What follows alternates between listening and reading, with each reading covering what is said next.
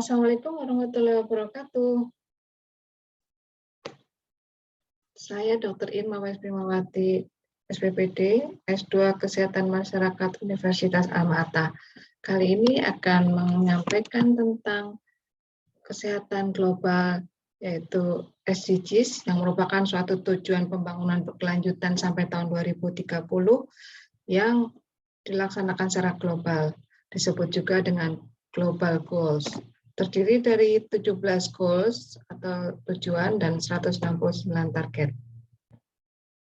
Sustainable Development Goals adalah suatu rencana aksi global yang disepakati oleh para pemimpin dunia, termasuk Indonesia, guna mengakhiri kemiskinan, mengurangi kesenjangan, dan melindungi lingkungan. SDGs berisi 17 tujuan dan 169 target yang diharapkan dapat dicapai pada tahun 2030.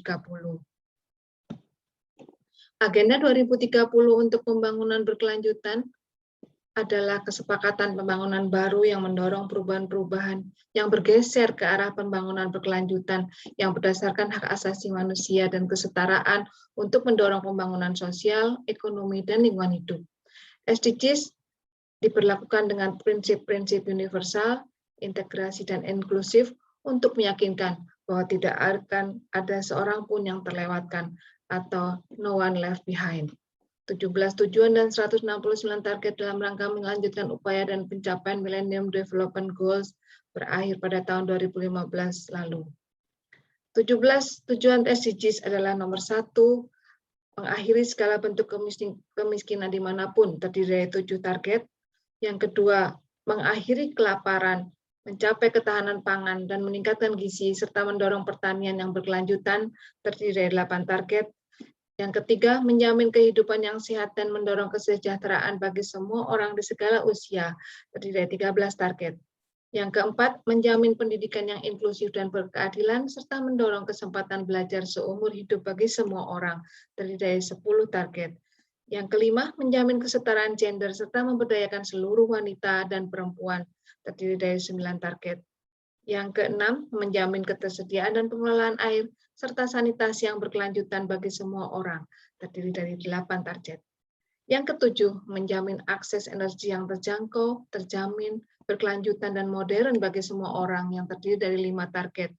Yang kedelapan, mendorong pertumbuhan ekonomi yang terus-menerus, inklusif, dan berkelanjutan, serta berkesempatan kerja penuh dan produktif, dan pekerjaan yang layak bagi semua orang, terdiri dari 11 target.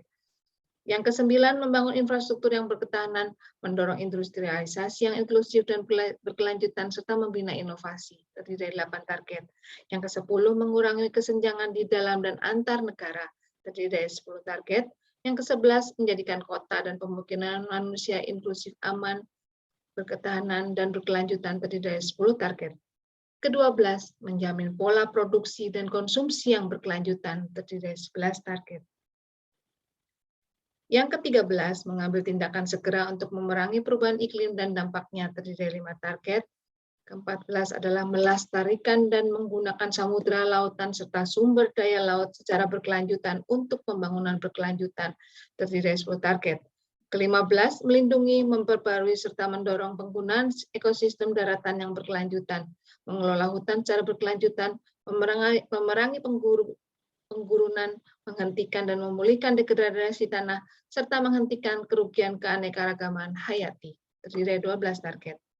Ke-16, mendorong masyarakat yang damai dan inklusif untuk pembangunan berkelanjutan, menyediakan akses keadilan bagi semua orang, serta membangun institusi yang efektif, akuntabel, dan inklusif di seluruh tingkatan. Ini ada 12 target.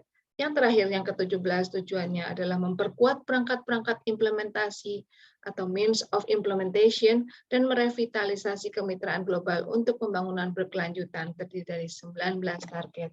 17 tujuan dan 169 target dalam rangka melanjutkan upaya dan pencapaian MDGs yang berakhir pada tahun 2015.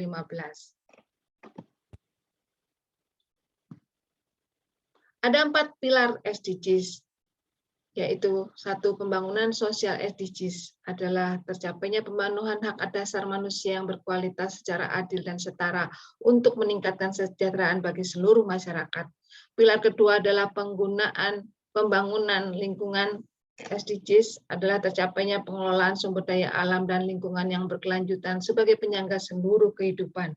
Pilar ketiga adalah pembangunan ekonomi. SDGs adalah tercapainya pertumbuhan ekonomi berkualitas melalui keberlanjutan peluang kerja dan usaha, inovasi, industri inklusif, infrastruktur memadai, energi bersih yang terjangkau, dan didukung kemitraan. Yang keempat adalah pilar pembangunan hukum dan tata kelola, adalah terwujudnya kepastian hukum dan tata kelola yang efektif, transparan, akuntabel, dan partisipatif untuk menciptakan stabilisasi keamanan dan mencapai negara berdasarkan hukum. SDGs menetapkan visi ambisius dan transformasional untuk dunia bebas dari kemiskinan, kelaparan, yaitu dua determinan sosial utama penyakit dan penyakit itu sendiri. Pada goal ketiga, tentang kesehatan, yaitu menjamin kehidupan yang sehat dan mendorong kesejahteraan bagi semua orang di segala usia. Ada beberapa item, yaitu 3.1 sampai 3.D. 3.1 adalah maternal mortality, 3.2 neonatal dan child mortality, 3.9 health impact of pollution, dan 3B R&D of medicine. Ini adalah progres untuk mencapai target. Sedangkan yang kuning 3.3 communicable diseases, 3.4 incident mental health, 3.6 road traffic accident, 3.7 sexual and reproductive health, dan 3.C health financing. Ini ada dalam kondisi accelerate progress to achieve target. Kemudian yang merah adalah 3.5 substance abuse dan health coverage. Ini adalah reverse trend. Sedangkan 3.A tobacco control ini masih merupakan insufficient data. Target SDGs tujuan ketiga tentang kesehatan adalah menjamin kehidupan yang sehat dan mendorong kesejahteraan bagi semua orang di segala usia pada tahun 2030. Ada 9, yaitu 1, mengurangi angka kematian ibu sampai kurang dari 70 per 100.000 kelahiran hidup.